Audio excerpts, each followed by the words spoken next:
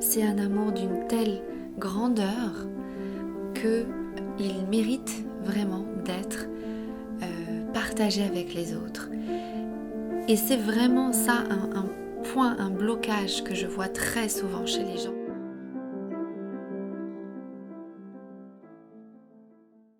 Bonjour à tous. Bonjour.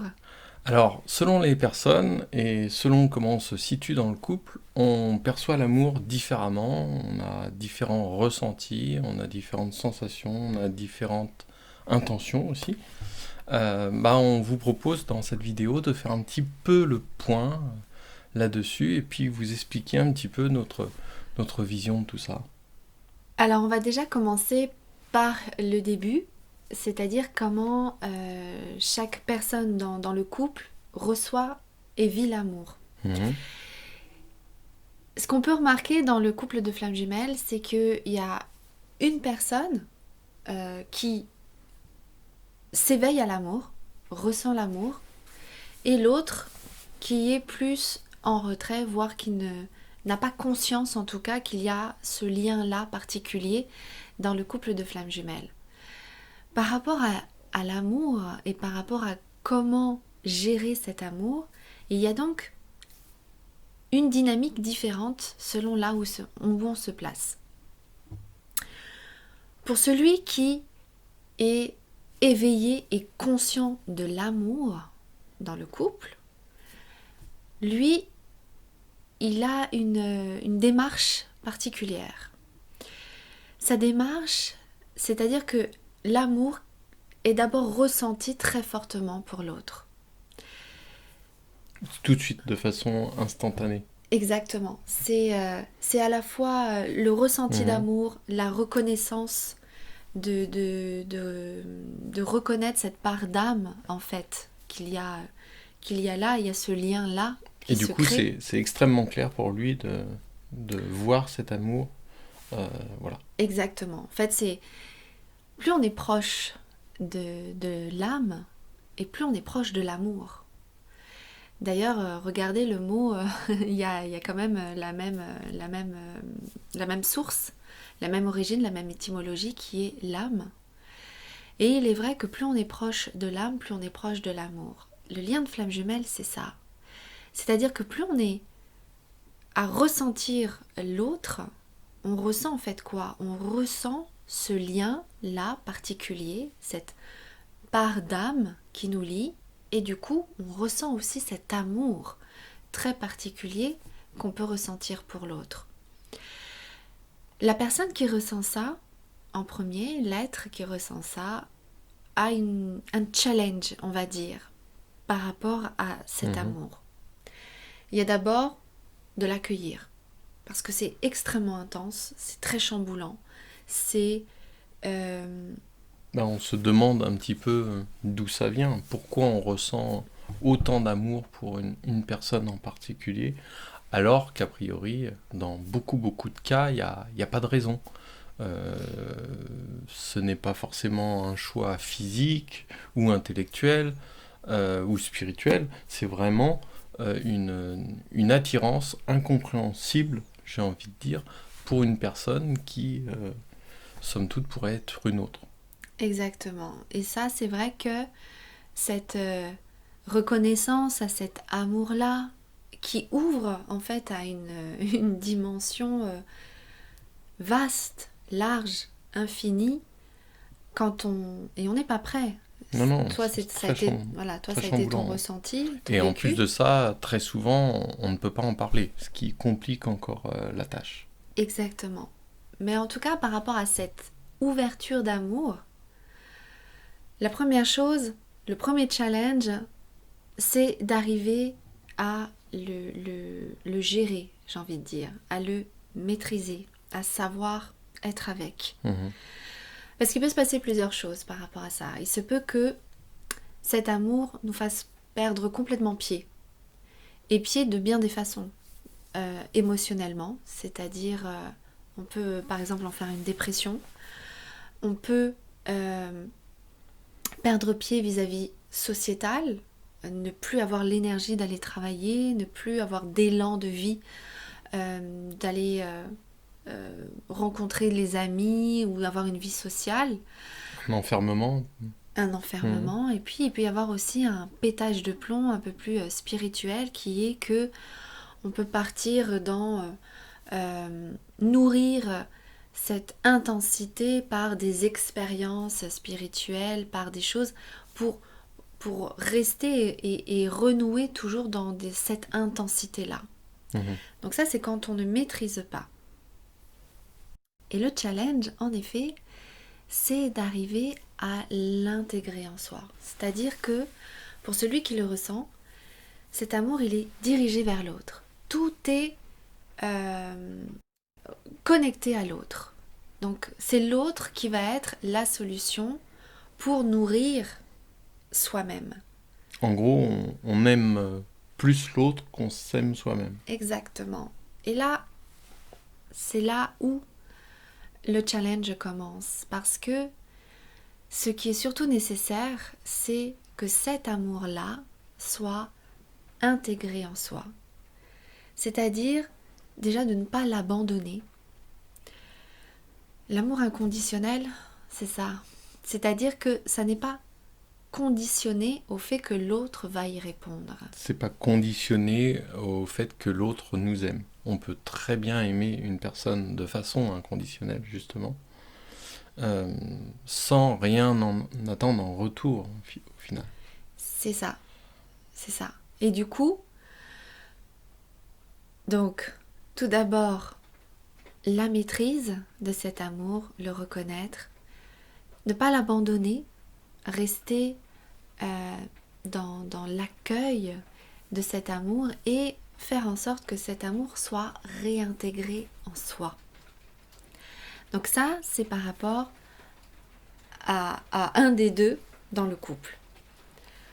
Maintenant, on va parler de l'autre, c'est-à-dire la personne qui n'a pas ressenti en premier lieu cet amour. Lui, sa dynamique, elle est différente. Sa dynamique à lui, c'est plutôt de commencer à ressentir l'amour pour soi. Il va inconsciemment sentir et comprendre qu'il y a quelque chose vis-à-vis de la personne, plus ou moins. Mais son challenge à lui va commencer à l'intérieur de lui-même. C'est-à-dire qu'il doit d'abord ouvrir son cœur à l'amour. Et ça commence par soi-même. Et plus il va s'ouvrir à cette intensité d'amour, plus il va pouvoir du coup accueillir cette intensité d'amour qui existe dans le lien.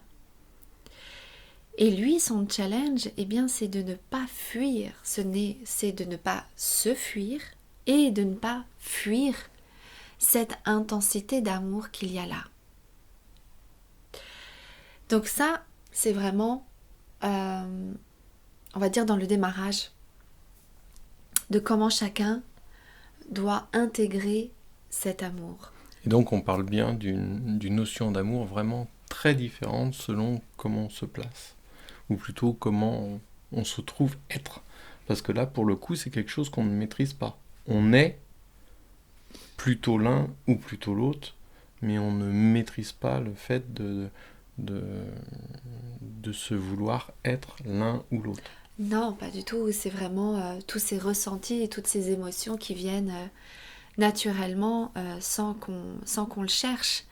Et vous l'aurez compris, si on reprend le vocabulaire habituel, on dira que celui qui ressent l'amour en premier, on va plus aujourd'hui parler d'un comportement de chaser, et celui qui ne ressent pas l'amour et qui est plutôt dans cette démarche de le découvrir, c'est plutôt le runner. Alors de le découvrir, mais ça en passe quand même par une peur de l'autre, souvent, par une fuite de l'autre. Et c'est là où c'est assez difficile pour le runner, j'imagine, parce que c'est plutôt ton cas que le mien, mais j'imagine que c'est difficile de reconnaître l'amour à travers ce besoin de fuir. Et en fait, c'est ça le gros challenge du runner. Le runner, il est dans le déni. Pour lui, sa grande difficulté, c'est vraiment de s'ouvrir à cet amour. Et c'est pas quelque chose qui se passe comme ça. C'est quelque chose qui demande une véritable démarche. Le runner, lui, ce qui va se passer bien souvent, c'est que c'est à travers les événements de la vie. C'est les événements de la vie qui vont l'amener à s'ouvrir. C'est-à-dire, il faut qu'il ait vécu peut-être quelque chose d'un peu dramatique, une perte, des problèmes au travail importants, des problèmes relationnels, qui vont l'amener petit à petit à enlever un petit peu les masques et toutes ces protections pour commencer à ressentir. Bah oui, ça va commencer par de la douleur, par de l'incompréhension, par du mal-être. Et petit à petit, ça va l'amener à commencer à se déstructurer et en se déstructurant, à commencer à toucher cet amour qui a là, mais qui est complètement protégé, enfermé à l'intérieur de lui-même pour commencer à le révéler. Et en le révélant de plus en plus vis-à-vis de lui-même, déjà ça va l'amener à être dans une autre relation vis-à-vis de lui, vis-à-vis de la vie, vis-à-vis des autres et vis-à-vis de l'autre. Mhm. On constate aussi que ce déni du runner, souvent ça va avec des maux physiques ou des maladies, des fois même des maladies importantes. C'est ça. Donc cette difficulté inconsciente à pouvoir reconnaître l'amour dans l'autre, joue aussi sur le mental évidemment, mais joue sur le physique. Et ça c'est quelque chose qu'on note d'assez récurrent dans les parcours. Et ça c'est très... c'est vécu et vu chez beaucoup de personnes en effet qui sont runneuses. Et oui, elle fuit. Et donc, vu qu'elle fuit, eh bien, ce sont les événements de la vie, comme je le disais, qui vont leur permettre d'ouvrir les yeux. Donc, c'est vrai que plus elles vont résister à ouvrir les yeux, à se reconnecter à cette part-là d'elles-mêmes, et plus il va y avoir des événements pour les amener justement à être touchées par la vie. Cette expression, elle est très juste, à être touchées par la vie. Parce que jusque-là, il y a tellement de carapaces, tellement de voiles et tellement de protections qu'ils sont complètement aveuglés par le regard des autres, qu'ils n'ont même pas ce regard-là vis-à-vis d'eux-mêmes. Donc il faut vraiment que la vie les amène à se tourner vers eux-mêmes. Et là, il y a des prises de conscience importantes pour les amener à pouvoir après aller vers les autres. Et justement, est-ce qu'il faut attendre que le déclencheur, pour arriver à reconnaître cet amour, est-ce qu'il faut attendre que le déclencheur, ce soit des problèmes physiques, des problèmes dans sa vie, on parle de nuit noire de l'âme, est-ce qu'il faut attendre ça pour arriver à réaliser l'importance de s'impliquer dans un chemin d'amour? Eh bien non, pas du tout. En tout cas pour l'autre, tu veux dire, pour celui qui est conscient du lien? J'ai envie de dire même pour les deux, parce que tel qu'aujourd'hui on voit le lien d'amour, toi et moi, on se rend compte qu'on peut toujours plus aller dans l'amour, et quelque part, il faut jamais s'arrêter en chemin de ce qu'on en voit. On a toujours besoin de grandir en amour, alors que ce soit dans le chemin vers son autre, mais également dans l'amour en général, dans l'amour des autres, dans l'amour de ses prochains. Absolument, et ça c'est vrai que quelle que soit la place de l'un et de l'autre dans le couple, et c'est pour ça qu'on dit que c'est tellement un chemin d'amour, parce que, alors oui, il y a la conscience, aujourd'hui on parle beaucoup d'illumination, de conscience, mais il y a aussi une vraie intelligence du cœur, une vraie conscience de l'amour. Et le lien de flamme jumelle, sa particularité, c'est de pousser l'amour j'ai envie de dire, à son extrême. Et tout est amené à ça. Tout est amené à ce qu'on s'ouvre à un amour de plus en plus grand et de plus en plus vaste et de plus en plus infini. Et oui, c'est vrai. Ça, c'est quelque chose aussi que je perçois chez beaucoup de personnes que j'accompagne.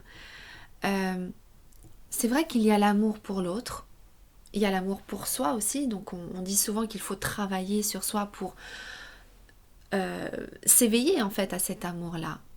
Mais il y a aussi l'amour de la vie, des autres, de l'humanité, des animaux, de la nature, de la vie en général. C'est-à-dire que parfois on est tellement omnibulé par ou l'amour qu'on peut porter à l'autre, ou l'amour qu'on a à rechercher pour soi, que on donne peu d'importance aussi à ce qui se passe autour de soi. Ce qu'on essaie de vous expliquer, c'est qu'il ne faut pas s'aveugler dans son amour pour son autre et s'empêcher du coup de vivre l'amour avec tout ce qui nous entoure. Et bien au contraire. En fait, c'est souvent en donnant de l'amour aux autres et en donnant de l'amour, comme tu dis, à tout ce qui nous entoure, c'est là où on va pouvoir faire aussi un chemin vers son autre. Parce qu'on s'ouvre, on ouvre son cœur, on ouvre son... Et c'est un petit peu le comment faire finalement. Et c'est ça. C'est vraiment d'aller rechercher comment on peut toujours s'ouvrir plus à l'amour et peut-être même, quand on est en contact avec son autre, comment on peut l'aider à s'ouvrir lui-même de plus en plus à l'amour, au-delà du propre amour qu'on a ensemble dans le couple. C'est-à-dire d'aider l'autre à développer son amour universel également. C'est très exactement ça. Je t'ai raccourci un peu. Non mais oui, mais parce que c'est vraiment ça. C'est vraiment le challenge. Vraiment le challenge. Du duo, pour le coup. C'est vraiment de réussir à s'ouvrir à plus grand que soi. C'est un amour d'une telle grandeur que il mérite vraiment d'être partagé avec les autres. Et c'est vraiment ça un point, un blocage que je vois très souvent chez les gens qui restent omnibulés par l'autre, l'amour de l'autre, et qui du coup, tout le reste peut ne pas avoir autant de saveur que l'amour pour son autre. Mais pour autant, c'est vraiment ça le chemin. C'est vraiment ça qui va permettre de s'ouvrir à cet amour-là, d'être encore plus connecté à son âme. Et plus on est connecté à son âme, plus on est connecté à l'âme de l'autre. Et pour vous aider justement à avancer sur comment accueillir cet amour déjà, savoir le maîtriser. Alors je parle de maîtrise, c'est un mot bien délicat au regard du vécu, mais c'est vraiment pour vous permettre d'être dans cette intensité d'amour, mais dans la réalité et dans la sécurité, j'ai envie de dire, de la vie. Et puis aussi, de vous aider à vous ouvrir à l'amour et à l'amour encore plus grand. Tout cela aujourd'hui font partie de choses que je propose dans mes accompagnements et particulièrement dans les ateliers mensuels. Chaque mois, il y a un atelier proposé pour vous aider à guérir les liens d'amour. Donc, il y a une thématique tous les mois qui va être proposée, que ce soit l'amour dans le couple, l'amour en vous-même, l'amour vis-à-vis de la vie, l'amour dans la sexualité, l'amour même dans la parentalité. Donc, voilà, comment vous aider à vous ouvrir vraiment à cette conscience et à la force qu'est l'amour. Il arrive également que dans un rapport de couple, on souffre de ce rapport, on est amoureux de l'autre, l'autre ne nous renvoie pas forcément les choses, donc on n'est pas bien, on souffre et on aime cette personne, on voudrait être avec et ça en devient vraiment difficile. Pour autant, ce moment-là, euh, c'est un moment où on a plutôt en réalité tendance à se fermer à l'amour. C'est-à-dire que même si on ressent de l'amour pour l'autre, en réalité, notre grandeur d'amour a plutôt tendance à se refermer sur nous. Et on essaye de s'enfermer dans la quête de l'autre plutôt que dans la quête véritablement de l'amour. Et c'est là où on peut dire en effet que c'est plutôt l'amour égotique. C'est-à-dire que c'est l'émotion d'amour. On est en pleine réaction là de l'émotion d'amour. De cet amour qui est un petit peu repris par l'ego et qui en fait en effet une quête. On est en pleine réaction. On met en place toutes les stratégies de réaction vu que ça part de cet endroit-là. Et c'est là que c'est extrêmement important de pouvoir faire grandir son amour. À ce moment-là de difficulté, c'est le moment de prendre en main les choses pour arriver à grandir en amour de façon euh, universelle, envers son autre, mais également envers les autres et envers... voilà, c'est même un développement spirituel quelque part de cette démarche-là pour justement arriver à mieux vivre ce lien d'amour et à être mieux en amour avec son autre et mieux en amour avec ceux qui nous entourent, donc à être bien. En fait, tu es simplement en train de dire qu'il faudrait en effet passer de cet amour égotique. Et l'amour égotique, c'est vraiment ça, c'est je t'aime pas, je t'aime par rapport à toi, je t'aime par rapport à ce que je veux. On est vraiment l'envie d'être avec aussi. Voilà, tout ça, c'est vraiment les fonctionnements de ce que moi, en tout cas, j'appelle l'amour égotique. Et tu parles de ça, et c'est vrai que c'est toute la démarche, c'est plutôt, en effet, d'aller vers un amour plus conscient, un amour plus divin. Plus confortable, plus doux. Parce qu'il est vécu ailleurs. Et en effet, dans le rendu, ça en fait un amour plus doux déjà à vivre, même si c'est extrêmement intense. Mais là, on n'est pas plus dans une intensité liée à l'émotion. C'est vraiment l'intensité de l'état d'être d'amour, mais vécu dans une conscience d'amour. Donc ça ne se joue pas au même endroit, mais c'est en tout cas à partir de là, à partir de cet endroit, qu'on est le plus connecté à son âme. Et c'est tout l'enjeu des deux personnes. C'est vraiment de sortir de l'amour égotique, donc de l'amour douloureux, que ce soit l'amour tellement ressenti que c'en est douloureux. L'amour difficile, non réciproque, ou alors voilà. dans le conflit aussi. Exactement. Et aussi de cet amour rejeté, non conscientisé, non vécu, etc. pour passer à un amour qui est. Et qui est confortable à vivre. Et qui est en effet dans le vécu, plus que confortable à vivre. Pour pouvoir participer à ces ateliers où il y a une véritable démarche concrète de vous permettre de débloquer ce qui vous empêche d'avoir vraiment le cœur ouvert et d'être ouvert à cet amour, vous trouverez toutes les informations sous la vidéo.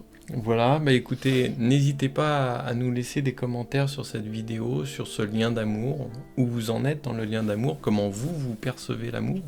Est-ce que vous avez été le premier éveillé du couple ou est-ce que c'est plutôt votre autre qui vous a reconnu en premier? Donc voilà, dites-nous où vous en êtes au niveau des liens d'amour et puis on vous dit à très bientôt. À très bientôt. Au revoir. Au revoir.